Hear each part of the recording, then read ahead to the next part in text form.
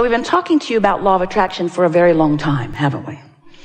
And many people are beginning to understand it. Many are misunderstanding it. But we want you to understand that law of attraction is responding to the vibration of that which is you. We also want you to understand that you've got two vibrational things going on at any point in time, because you were source energy before you came into this physical body, and even though you were born into this body, that larger part of you still exists. It is a vibrational you. It's a vibrational, co-creative you. And it's pure positive energy. So here you are in your physical body, sifting and sorting, knowing what you don't want, knowing what you do want, all day, every day, have been for a very long time, launching preferences, clear preferences of what you prefer. And each one of these vibrational launchings is received by the larger part of you. In other words, vibrationally speaking, the source within you is evolving and expanding as a result of the life that you're living here in this physical body. When you see someone hungry, you want more food for your planet. When someone is rude to you, you want nicer people in your life and in the lives of others. In other words, you are constantly expanding and improving through the life that you are living. And the source within you is taking that expansion immediately. So we've been then explaining to you that without even knowing it, you've been creating this vibrational reality. It's the vibrational version that precedes the manifested version. And we explained to you that the source within you is collecting and becoming all that you are asking for. And then you say, well, if that's true, then why is my life not improving? And we say, for one very easy to understand reason.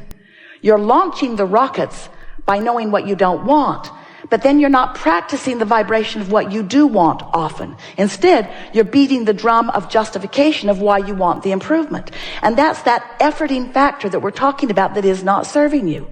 You're trying so hard to get what you want by pointing out that this isn't fair and this is unjust, and Kate shouldn't have won that, and they don't want me to win.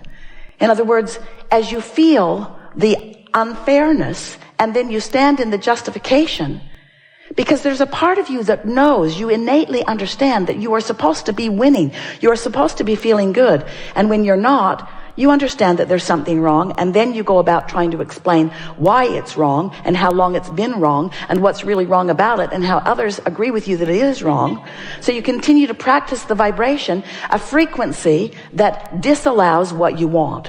So in order to help you bridge that gap between who you've become and who you're allowing yourself to be, we are offering a series of analogies. We wanted you first to understand that there is a vibrational version of you that you have access to, but you have to practice yourself into alignment with it. And on some subjects, that's easy for you to do because you've been practicing it, and on other subjects, it's more difficult for you to do.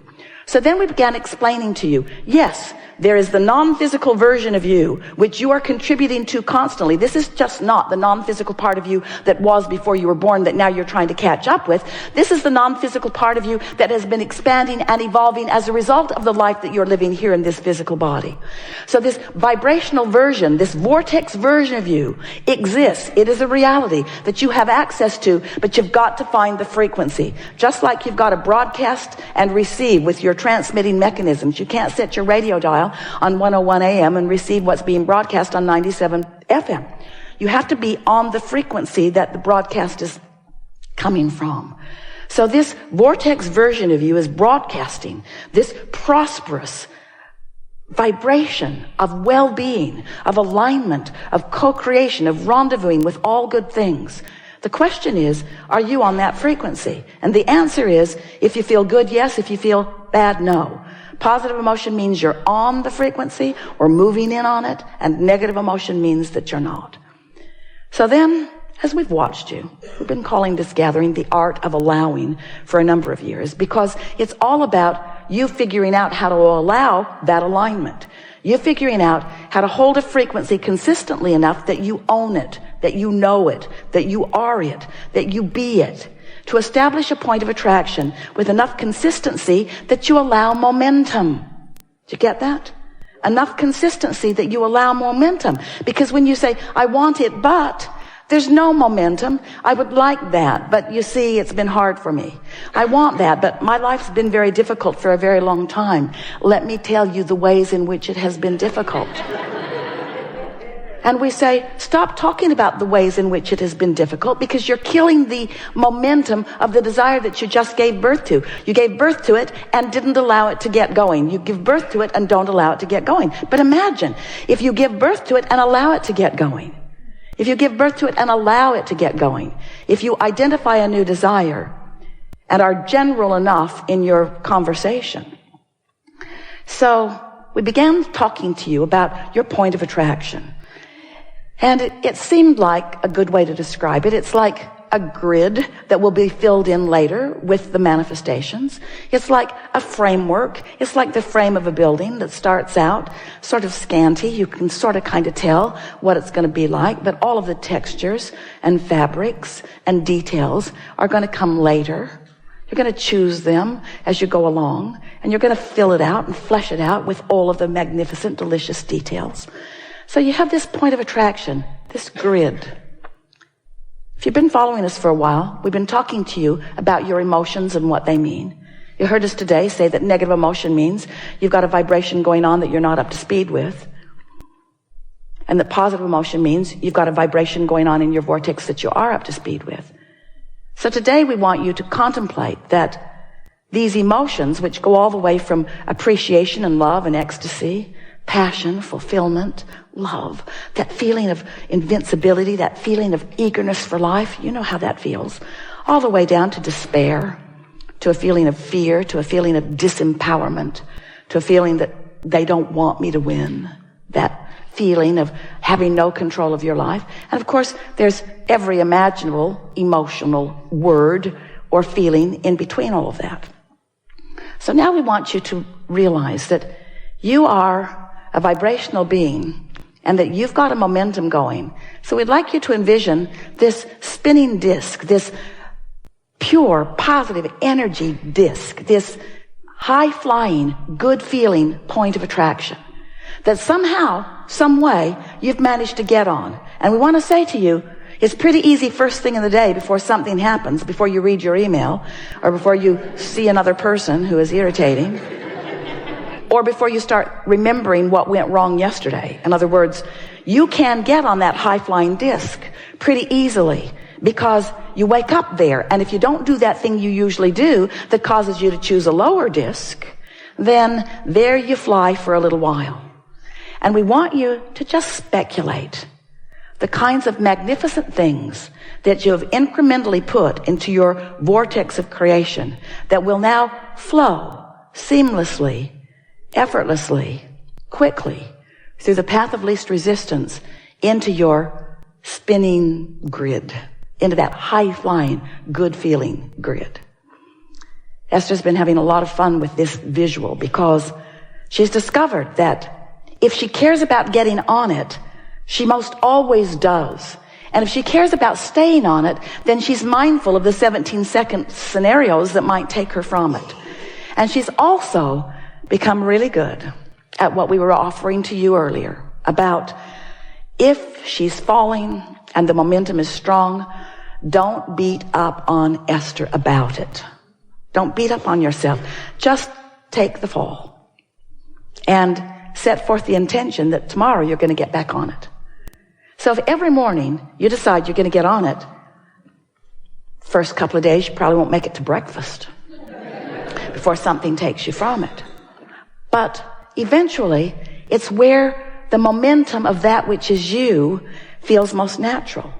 It's just pretty easy to stay there, especially when you realize that by staying general, you don't challenge it, you don't risk anything. And that if you do fall off, it's no big deal. You can get back on it tomorrow. So last week, Esther announced to us, Abraham, I refuse to accept that I have to wait till tomorrow morning to get back on the disc. Because I like being on it so much. And I'm clearly not on it right now. For all of the obvious reasons, because you saw what happened. It was wrong what they said, what they did, how it turned out. Wrong. But I refuse to accept that I have to wait clear until tomorrow morning to get back on it. I'm going to meditate and clear my mind. Worked really good. I'm going to find some way of distracting myself. I'm going to find a way of slowing the momentum of unwanted things while I speed the momentum of wanted things. And this is the last piece of this opening that we want you to hear from us.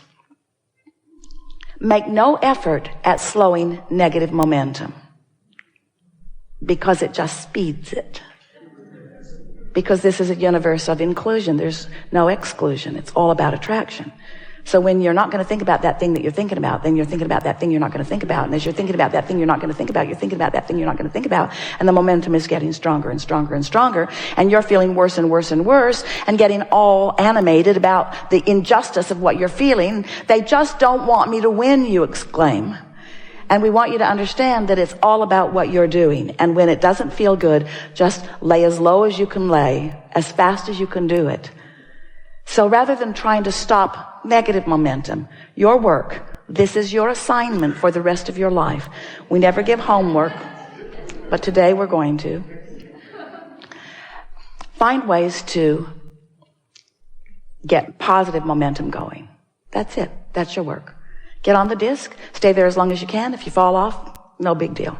Get back on as quickly as you can. If you fall off, no big deal. Get back on. Until what will begin to happen is you'll have enough positive momentum that you'll begin feeling what the true power of influence is that we've been talking about. If you're having a no good, very bad day, Esther will say, clearly, I'm on the ornery disc. And I can tell I'm on there because there's ornery people all around me.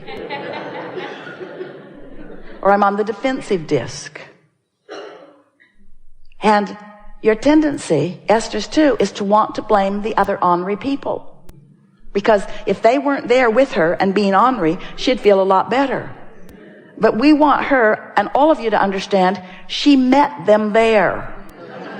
She met them there. It's like going to the ornery meeting.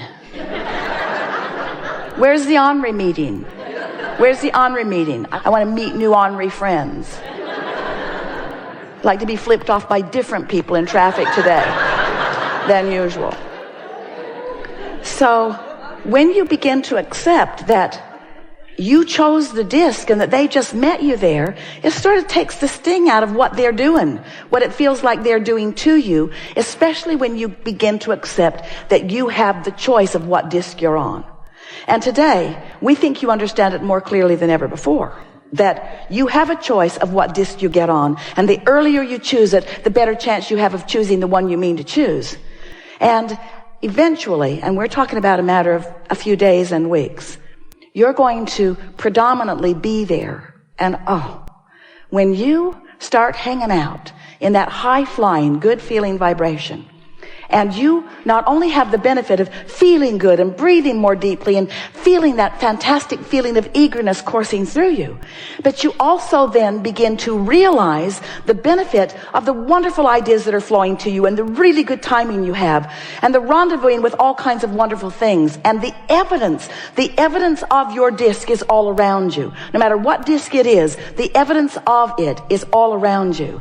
Then you'll begin to understand the invincible you. You'll begin to understand that you are the creator of your own reality. You'll begin to understand you always have been and you always will be, but you'll begin to exercise more deliberate control. And you'll find yourself, this is the biggest benefit of all. You'll find yourself not spending all of that time, how much time you can spend, trying to explain something to somebody who's not on your disc.